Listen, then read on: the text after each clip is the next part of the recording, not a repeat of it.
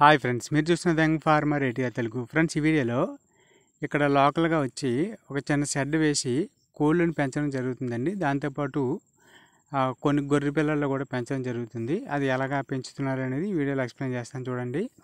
మనకు వచ్చేసి అసీల్ కోళ్ళు అండి. ఇక్కడ మనకి విలేజ్ల్లో జాతి కోళ్ళు అని పిలుస్తాము. ఇవి వచ్చి లోకల్గా పందాలు వేసుకోవడానికి అయితే ఉపయోగిస్తుంటారు. ఇవి అమ్ముకుంటారు అన్నమాట. వీళ్ళు పందాలు వేయరు కానీ అమ్ముకుంటారు అన్నమాట.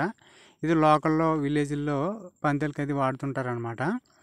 ఇక్కడ షెడ్ కనిపిస్తుంది కదండి. ఈ షెడ్లో వచ్చి వీళ్ళు అంటే ఒక 4 గొర్రెలు, ఒక 2 మేకలు, తర్వాత కొన్ని కోళ్ళు ఇలా వేసుకొని మామూలు సింపుల్గా ఇలా వ్యవసాయ భూమి అనేది ఉంటుంది పక్కనే.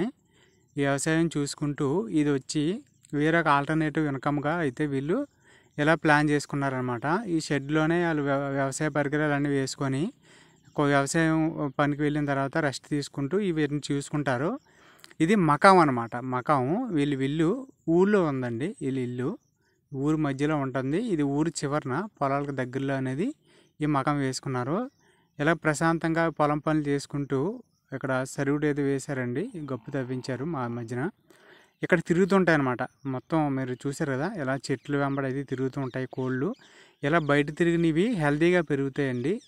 అలాగే మనకు వచ్చి చుట్టూ చిన్న చిన్న తుప్పలు ఉండడం వల్ల ఎక్కువ పురుగు పుట్ర దొరుకుతుంది.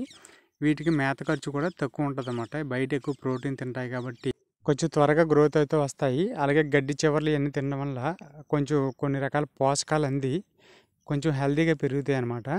మీరు ఇక్కడ చూసారు కదా, అక్కడ ఫామ్లో అటు ఇటు తిరుగుతూ ఉంటాయి. ఆ షెడ్లోని లోపల తిరిగి ఒక్కొక్కసారి బయటకు కూడా వచ్చి తోటలాంటి తిరుగుతాయండి. తిరిగి కడుపు నిండా మేసిన తర్వాత ఇలా రెస్ట్ తీసుకుంటాయి అన్నమాట.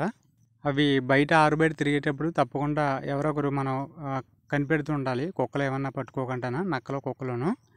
అది చూసుకుంటే కొంచెం హెల్తీగా తక్కువ ఖర్చుతో పెంచుకోవచ్చు. తక్కువ మొత్తంలో ప్రారంభించి అలాగే మనం వాటి పిల్లలు పెద్ద చేసి అమ్ముకుంటూ కూడా కొంచెం ప్రాఫిట్ అనేది పొందవచ్చు. ఇలాగా వ్యవసాయమే కాకుండా వ్యవసాయ ఆధారితంగా వీటిని పెంచుకుంటూ కొంత లాభం అనేది పొందవచ్చండి. ఓకే ఫ్రెండ్స్, వీడియో నచ్చితే లైక్ చేయండి. Thank you for watching.